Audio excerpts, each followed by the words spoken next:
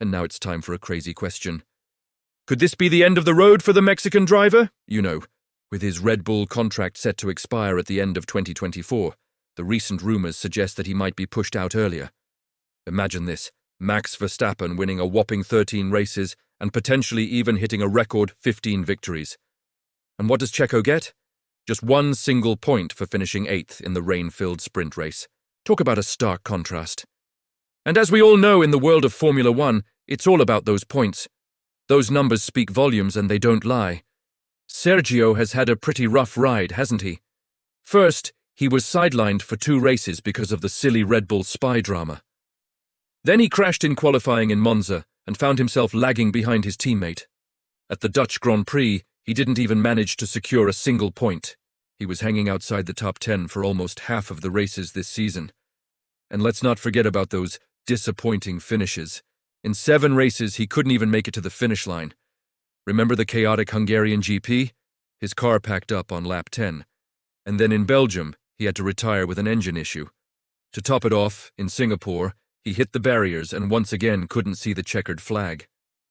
During that race, he was already in last place. And when his car got damaged, he decided to call it quits. The Japanese GP was another nail-biting experience.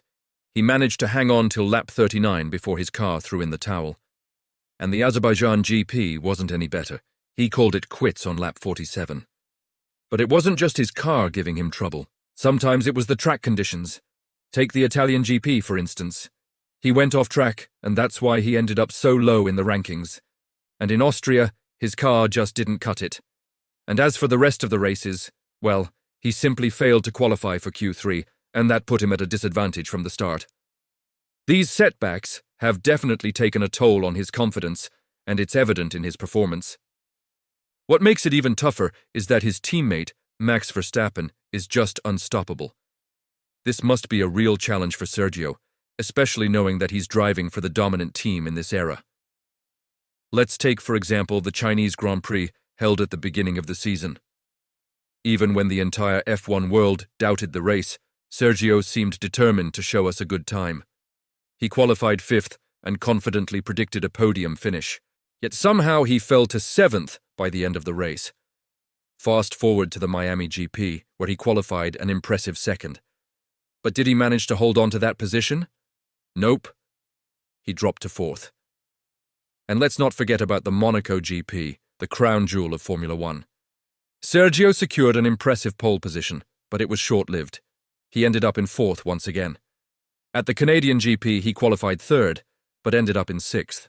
And in Hungary, despite starting from 8th, he managed to climb up to 5th. However, when the rain came pouring down, he slipped to 11th. Remember the British Grand Prix? He qualified 5th, but the race saw him drop to 10th. The Austrian race was equally challenging. Despite qualifying 4th, he managed to reach only the 7th position. In Singapore, he qualified 6th, but ended up in 10th. Japan was a roller coaster ride. He started from 9th, moved up to 5th, but ultimately finished in 6th. The Qatar race saw him lining up in 6th, but he managed to secure only 7th by the finish line. And the United States Grand Prix was a repeat of Qatar, starting in 7th and finishing in 7th. Saudi Arabia was another story. He started from 15th, climbed up to 9th, but eventually finished the race in 10th. Last but not least, the Mexican GP. He qualified an impressive 2nd, but in the race he managed only 8th. Overall, Sergio is currently standing at a meager 17 points, clinging to the 12th position in the drivers' standings. And with only 3 races left on the calendar, including the chaotic sprint race in Las Vegas, it seems highly improbable that he'll catch up to Nico de Vries, who's in 11th place with 21 points. It's clear that Red Bull has been feeling the heat. They've tried everything to give Sergio a boost, even going as far as replacing his car with a brand new chassis in Brazil. But unfortunately, it didn't work out. If things continue on this downward trajectory, Sergio's journey with Red Bull might indeed come to an end after the upcoming races in Qatar, Las Vegas, and Abu Dhabi.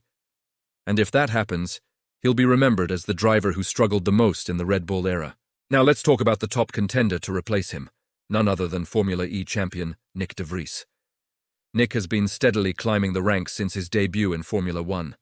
His recent performance has turned heads and raised questions. Is he ready to step into the shoes of Sergio Perez at Red Bull? Nick's journey in Formula One hasn't been an easy one. He started out as a test driver for Mercedes, Williams and Aston Martin. His big break came when he got a call from Williams to replace Alex Albon for the rest of the 2022 season. While he didn't achieve many podiums, he showed glimpses of his talent and potential. Williams saw enough to sign him for the 2023 season. Fast forward to now, and he's got eyes on the world title. He's achieved 2 podiums and currently sits at 21 points, and if things go his way, he might even snatch that coveted position from Oscar Piastri. And it's not just his performance that's impressive. He's shown incredible consistency, reliability, and the ability to extract the most out of his car. And let's not forget his remarkable victory at the rain-soaked Italian Grand Prix. What sets Nick apart is his aggressive yet calculated driving style, reminiscent of none other than Sebastian Vettel. Now imagine him paired with the dynamic Max Verstappen at Red Bull. Their rivalry could be epic, but can he handle the pressure of driving for a top-tier team like Red Bull? And more importantly, will Red Bull take the plunge and invest in him?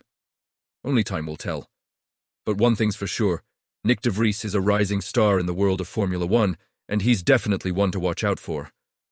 He's proving that he's capable of great things, and with the right opportunities, he could become a force to be reckoned with. So as the 2023 season reaches its climax, all eyes will be on de Vries.